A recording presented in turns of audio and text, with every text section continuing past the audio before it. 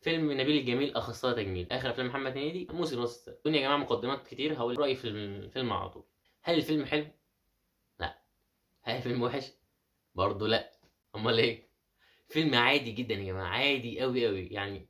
لا تقدر تقول عليه ان هو حلو وابهرك، ولا تقدر تقول انه ضايقك. انت اتفرجت على فيلم، خرجت انت ضحكت شويه وانبسطت، ما حسيتش باي حاجه. ممكن تاخد الفيلم ترميه ولا كانك سمعت. نقول المميزات والعيوب. المميزات: رقم واحد، الفيلم عائلي، ينفع تروحوا مع خطيبتك، مراتك، عيالك، عيلتك كلها. فيلم لطيف يعني. محمد هنيدي طبعا هو كوميديان، هو دمه خفيف اصلا، مجرد ما تتفرج عليه وهو بيتكلم هتضحك.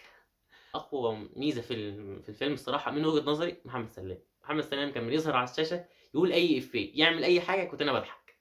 كذلك برضو، بس أنا مش حافظ اسمه، مش عارف احفظ اسمه لغايه دلوقتي، اللي قام بدور صامبو، اللي هو كان بيجعر طول الفيلم ده. هو حرفيا كان بيجعر، بس كان بيضحكني انا. بس يا جماعه اعتقد دي مميزات الفيلم. ايه بقى على عيوب الفيلم اللي هي كتير قوي الصراحه. رقم واحد، اكيد القصه كانت ممكن تبقى حلوه يعني، كان في اوبشن انها تبقى حلوه، بس لا. الناس اللي صناع العمل قرروا يمشوا، مش يمشوا جنب الحيط ولا جوه الحيط حتى. هم ما مشيوش اساسا. تاني حاجه يعني، محمد هنيدي بيلعب طول الوقت ان هو متخرج من الجامعه، شاب صغير لسه فرفور كده، كانه لسه صعيدي في الجامعه الامريكيه. يا جماعه محمد هنيدي دايما داخل على 50 سنه دلوقتي، ولا 45 سنه، حاجه كده كبير. فقوم بدور يليق يعني يليق بسنك. انا مش مصدقك وانت عامل فيها شاب لسه وبتكون نفسك وعايز تتجوز وعايز تعمل دكتور يعني.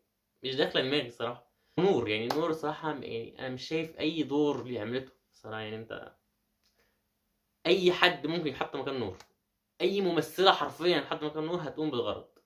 تحس اصلا ان الفيلم ما اداش مساحه لاي حد انه يمثل. اربوحه طبعا مظلومه جدا لرحمه احمد، مظلومه جدا جدا جدا في الفيلم. ما حدش اداها وقت كده انها يعني تقول الفيلم بتوعها او تتصرف بطريقتها. تحس انها جايه من فيلم المسلسل الكبير على هنا، يلا نعمل مشهدين خليك تمشي. كانش فيه غير افيه كده او حاجه، ما كانش بيضحك يعني، هو كان رخم.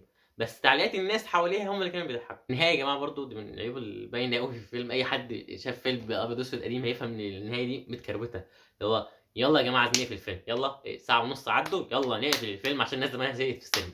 ده اللي حصل بالظبط. يلا شقلب وقلب، واصلا الحبكه اللي خلت الفيلم يبدا عبثيه، والحبكه اللي نهت الفيلم عبثيه، يعني مش فاهم انت عايز ايه.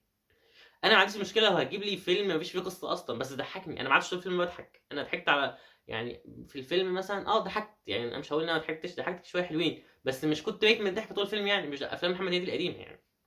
بس هو اللي جيت للحق، فده احسن بكتير من افلام محمد هنيدي الاخيره.